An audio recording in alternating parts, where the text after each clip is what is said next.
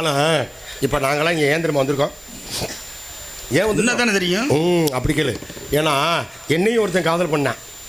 உன்னையும் ஒருத்தன் காதல் பண்ணான். உன்னையும் பண்ணலாம் பொம்பளை இல்லையா? என்ன சந்தேகப்பட்டுக்கிட்டே இல்லை உன்னையும் ஒருத்தனா அப்படின்னு நிறைய பேர் வளர்ந்த மாரி கேட்டேன். அண்ணே ஆச்சரியமா ஒருத்தன் தான் நான் இப்போ சொல்கிறேன். அண்ணன் ஒன்னு கிட்ட கெட்டு மழையே கெட்டு போயிடாமா. வேற என்னன்னு சொல்கிறேன். கொழுந்து அது கொழுந்துனாக்க சின்ன பிள்ளைகளா இருந்தால் கொழுந்துன்னு சொல்லலாம். இப்போ உனக்கு முத்தி முளைச்சு போயிடுச்சு. சரி மச்சா மச்சானா திருப்பி வச்சான்னு சொல்லி போடுவேன். இல்லை உன்னைய நான் ஐட்டம்னு கூப்பிடுவா? சி ஐட்டமா? அத்தான் அத்தான் அத்தான் அத்தான்னு கூப்பிடுவா? இல்லை என்னை ஒருத்தன் காதல் பண்ணான்னு சொன்னேன்ல. காதல் பண்ணுறதுக்கு முன்னாடி என்னுடைய வாழ்க்கை வரலாறு சொல்லவா? சொல்லுங்க. ஏன் ஹரிச்சந்திர சந்திரமதி மட்டும் தான் வாழ்க்கை வரலாறு சொல்லணுமா? ஏன் வாழ்க்கை வரலாறு நான் சொல்லக்கூடாதா? சொல்லுங்க.